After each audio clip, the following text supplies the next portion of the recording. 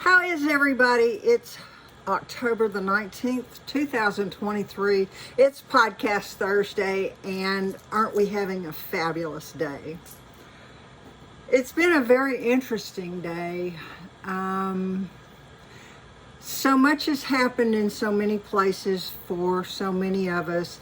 I don't know anybody that's not kind of shuffling in this fourth quarter. Can you believe that we're at this point? What do you like about what you've done? What do you not like about what you've done? What do you like about where you're going to be sitting January the 1st? Most people will be watching football or eating, cornbread and black-eyed peas and cabbage or whatever your part of the country does. But are you going to be ready to start January the 2nd? And this is what I want you to think about. We get serious as the end of the year, the year comes. The end of the year there's so many times it's about death. The end of the year, it's so many times about being afraid of not meeting your goals. The end of the year, you get excited because you've got another chance to make a difference the next starting year. I was talking to somebody today and she shared some things with me and she used the word trying. And I said, you need to get trying out of your vocabulary. She looked at me. I said, trying's an absolute no, is just along with maybe and someday. You're putting out there things that can never happen for you because you don't have a drop dead date to make sure that you're going to execute action into a success plan as long as your mindset supports. And it leads me into today. Self-care on control. And I'm going to tell you guys, control is nothing but being afraid because you don't trust yourself to act appropriately when you're faced with any kind of challenge, any kind of trauma, any kind of decision making. And I can hear you say, I don't need to be in control. I'm in control all the time. Da, da, da, da, da. And don't lie to yourself. For you women out there, I don't know a woman that hadn't been hurt in some way. How many of you have had babies? I haven't. I've had miscarriages. I was not in control. I was in control about what I decided after the third one, though. I said, I'm not going to do this anymore for anyone. But I'm going to tell you, if you've had a child, there's a lot that you can do that most people can't. And you need to understand you were not in control of your body and what was going on. Everybody else was doing stuff. You housed an area. You might have agreed with it, you might not have, but you ended up housing this area and you didn't control anything that was going on in that place in your feminine makeup that allowed that child to come in. So, and you men,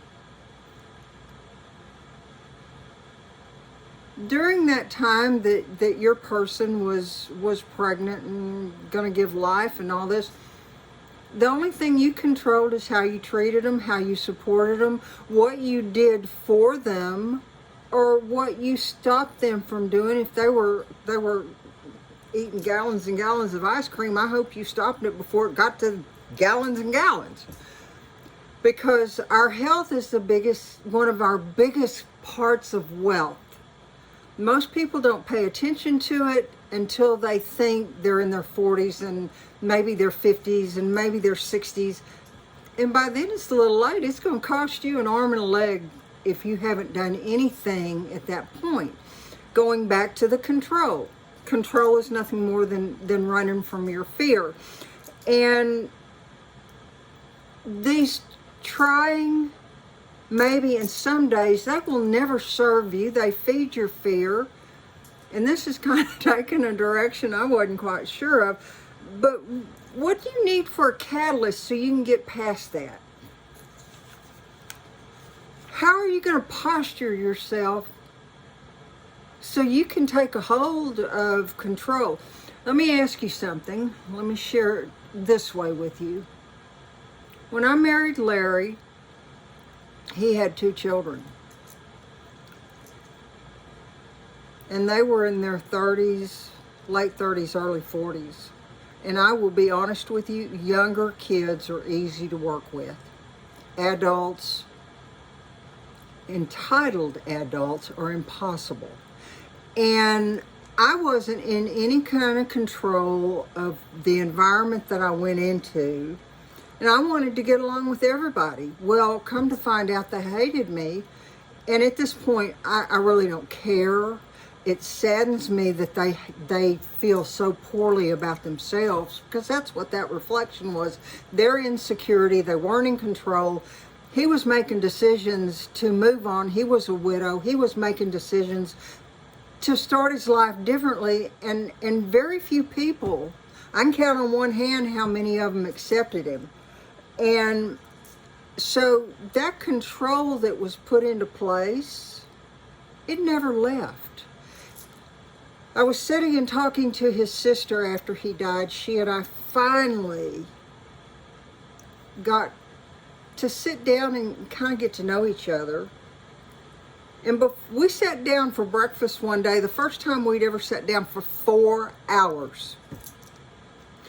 And before the conversation was over, she was so pissed at him because I found out something new.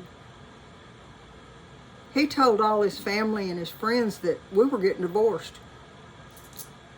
Y'all, we were married over 11 years. Was it perfect? Not by a long shot. Did we discuss all kinds of stuff? Yeah. But the last couple of years, I thought that we had come to a point that we had made peace with our growing into and out of the first decade. Well, as time went on, through the process of through his funeral, y'all, if y'all have listened to any of this, you know how ugly some of it had gotten. And I wanted to speak up, but I wanted it over with. So I'm telling you this. I don't control any of his kids' feelings for me, and they hate me both. They're not going to talk to me, and believe me, I'm good with that. I feel sorry for them because they're going to be unhappy the rest of their life until they choose a different path. I've had to work a lot of forgiveness. That is the only thing I control, me. But you've got decisions that you're making, and you think the only way to keep you safe, and this is self-care, is to control the outcome that you don't possess. Unless you're going to go dig a ditch, you're going to control how you lift that shovel or work that piece of equipment. But you're not going to control any outcome on it. So let me ask you point blank. What are you afraid of? Are you afraid that you're not going to get the response you want, the outcome you want? Are you afraid you're not going to respond to it? If you think you're going to hate it, what if you happen to like it? What if this thing, this person that has brought you this lesson, and it is your lesson, what if you actually see that this person is just a messenger? And that you've been praying for answers to something, and your answers are not what you want to hear. Are you going to rip that person to shreds because they were the pawn in the chess game? You ever think maybe you're the pawn? So I want to ask you, are you hungry enough to get past your own self and the walls and the blocks that you put up to make your life safe?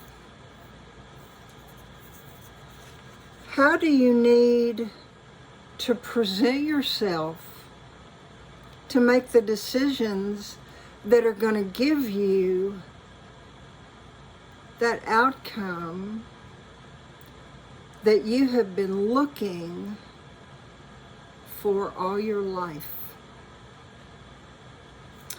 What is it, that good or that bad habit that you've got, that you need to do more of? If it's a good habit, if it's a bad habit, your posture ain't worth a darn. You remember your mama used to tell you to sit up straight, to stand up straight. If you're like this, your energy is positive, you're going to attract. And if you're like this, it's very negative and you feel crappy. So your decisions that you make shape whether you have the need to control something or it doesn't. And I'm going to tell you, get you out a pen and piece of paper and start writing down those things you're uncomfortable with, and write down how you are trying to control everything outside your purview, outside your blinders, because this is the only thing you control, is right here. Once you do that, drop me a line and let me know. I'm here to support you. You know, there's some things that you need to look from. Your physiology. How your posture is how you're going to interpret things. And if you're like this, you're hovered and you're curled down, that's already saying you're afraid to breathe, you're afraid to be in the world, you're afraid of everything. So you're trying to sell yourself to yourself, and it's sure not passing to everybody else. And let's say in this thing that you're trying to control, you're trying to move past it, or you're trying to get buried into it and try to buffalo everybody. And you may do that for a little while, but you can't keep that mask on forever, ever. Because where you're focusing is where your attention, where your focus goes, your attention flows.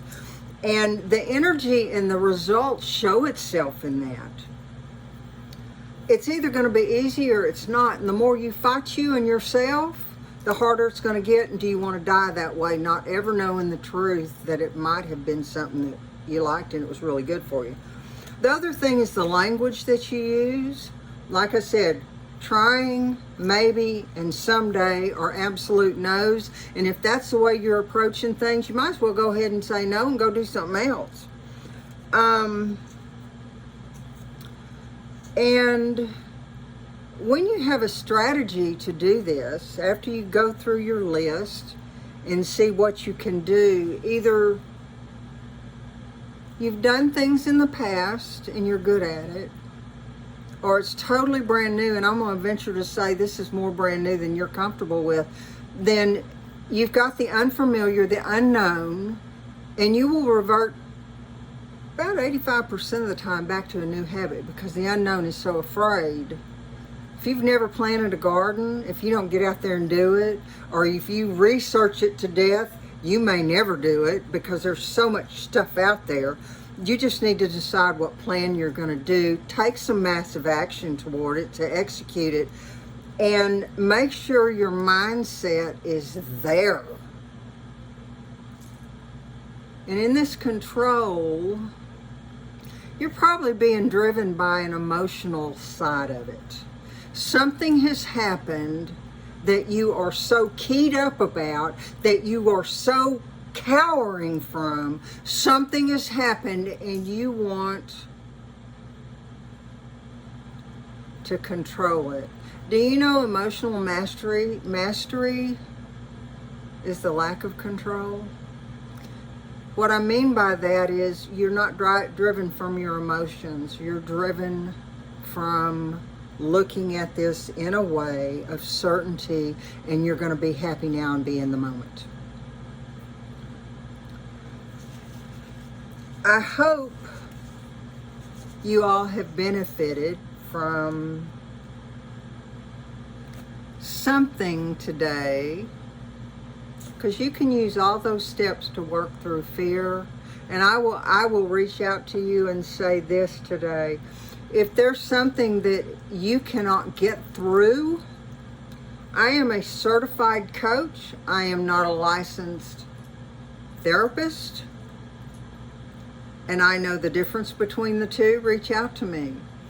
And it goes on to, we're in 2024 right now, not physically, but we're in 2024 of our life because we are finishing up the last quarter of 2023. Whether this is your personal life or whether you're shopping for Christmas stuff, or you're wondering how the hell you're going to do it, or you are planning in your business and you're already looking at the budget, you've already done that, you're looking how to maneuver people, and it's my understanding that in business today, there's over 100 companies that are going to be laying off 50 or more people. Are you going to be one? And how are you going to respond to it? Are you going to be in a panic? You have no control over what your employers are going to do. You do, however, have control over what you turn this into. And so, as a business owner, how are you going to market this to your managers? Are you going to be hard ass and say this got to be done, I don't care how you do it? Or are you going to say, how can we help these people in this transition? You know, what's your bottom line profit margin? And that doesn't matter if it's in business or it's personal. You got it in both places. So how much would it be worth to you to not have to struggle with things that you don't control? One thing I had to do was take, I believe I can, off the table. It's got to be redone, and it's going to come out shortly, but it's going to have some pieces in it that are going to be added to it, that the value is yours, but it's not going to have a cost increase. And so